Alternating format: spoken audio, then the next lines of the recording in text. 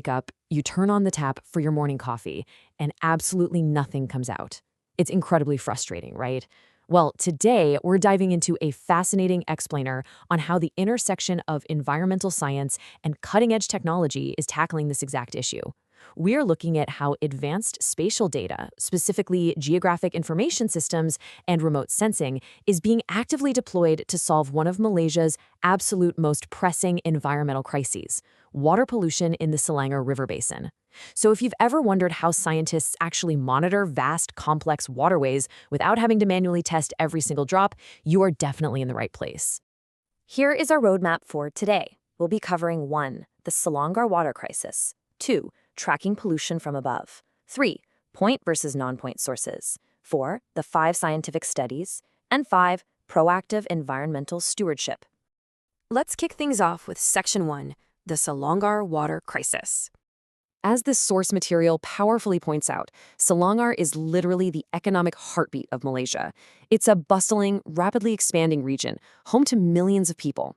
And every single one of those people, not to mention the massive industrial and commercial sectors, relies on the incredibly complex Selangor River Basin for their survival and economic livelihood. It's a critical resource, but as we'll see, it's also highly vulnerable. Now, rapid urbanization doesn't just mean more buildings. It creates a massive domino effect. It puts an immense strain on regional water resources, which directly leads to those frequent and entirely unpredictable water supply disruptions. We're talking about high-profile river pollution crises that have literally forced local water treatment plants to shut down completely. This causes those massive, frustrating outages that are constantly dominating local headlines. So the big question becomes, how on earth do you safeguard a river basin that is just way too large to police on foot? That brings us to Section 2, tracking pollution from above. Historically, tracking river health relied heavily on manual field sampling. Scientists physically going out to the river, collecting water in a bottle, and taking it back to a lab. That process is incredibly time-consuming, it's costly, and it gives you really limited spatial coverage. You only know the water quality at the exact spot you tested. But remote sensing, that completely changes the game. By using dynamic satellites like Landsat or Sentinel, scientists can achieve real-time mapping with broad spatial coverage. But wait, how exactly does a satellite floating up in space know if a river down on Earth is polluted? Well, the answer lies in something called spectral reflectance. Basically, satellites capture multispectral data, which means they measure how light reflects off inland water bodies. Different types of water, whether it's sparkling clean, super muddy, or laced with chemicals, reflect light differently. The satellite sensors read these different reflections, and that provides the raw, unfiltered data needed to spot pollution directly from space. It's pretty amazing. But raw data alone isn't quite enough. It has to be processed. Think of the satellite as the eyes, and GIS, or Geographic Information Systems, as the brain. GIS is this powerful computational framework that ingests that raw spectral data and turns it into dynamic visual maps. Environmental scientists can pull this up and toggle distinct vector layers like river networks, district boundaries, or land use zones to instantly trace pollution pathways across entire watersheds in real time. Moving right along to Section 3, point versus non-point sources. The Selangor River Basin faces pressure from 2 completely different fronts. On one side, we have point source pollution. This is pollution with a specific, highly identifiable origin. Think of a direct pipe discharging industrial effluent, or a sewage facility. Those are relatively easy to spot and regulate. But on the other side is the real nightmare for environmental managers: non-point source pollution. This includes diffuse agricultural runoff, like fertilizers from vast oil palm plantations, or urban stormwater and sand mining operations.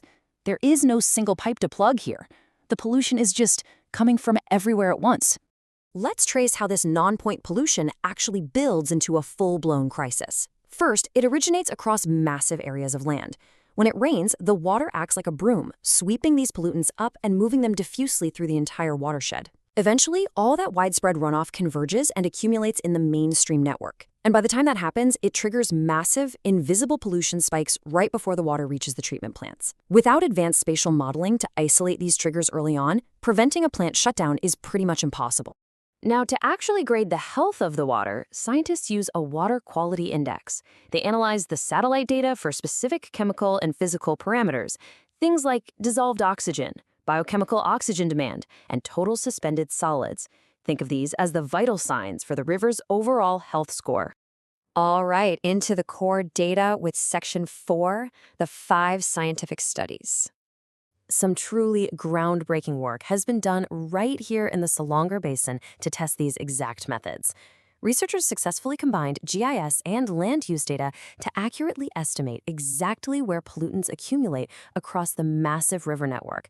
They even used Landsat regression algorithms to spot water turbidity, basically how cloudy the water is, entirely from space. No one even had to set foot in the water. And furthermore, by using advanced statistical modeling, researchers mathematically proved that localized human and industrial zoning are absolutely the primary drivers of river degradation. And here is where it gets really interesting. The historical data during the COVID-19 Movement Control Order, or MCO, acted as a massive natural experiment. Pre-MCO, with high industrial activity, pollution was elevated. But during the MCO lockdown, Malaysia saw unprecedented industrial slowdowns, and spatial data revealed significant river health anomalies, specifically drastic improvements in water quality. Once the lockdown lifted and activity resumed, the pollution returned right back to normal. It's a smoking gun, firmly cementing the fact that human and industrial zoning triggers the river's degradation. The resulting spatial maps from these studies offer undeniable proof. There is a stark, severe contrast in pollution levels between densely populated urban and industrial zones versus the natural forested catchments along the river. It paints a painfully clear visual picture of exactly where the environment is taking the heaviest hits. Finally, let's wrap up with Section 5, Proactive Environmental Stewardship. The ultimate takeaway from all these studies is that securing our water future requires a major shift in strategy. Yes, managing water quality is a shared community responsibility, but spatial technology finally gives environmental managers the upper hand.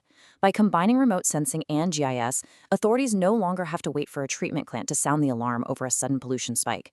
They can actually transition away from just reacting to water crises and instead adopt a model of proactive environmental stewardship, monitoring and addressing those risks way before they shut down the grid. Ensuring clean, uninterrupted water really does start with seeing this bigger picture. We now have the dynamic maps, the satellite data, and the scientific models that expose exactly how and where our waterways are being degraded. It's a huge leap forward in environmental science, but it leaves us with one critical question to think about. Spatial technology has finally given us the ability to see the true scale of our environmental impact, but are we actually ready to act on what we see?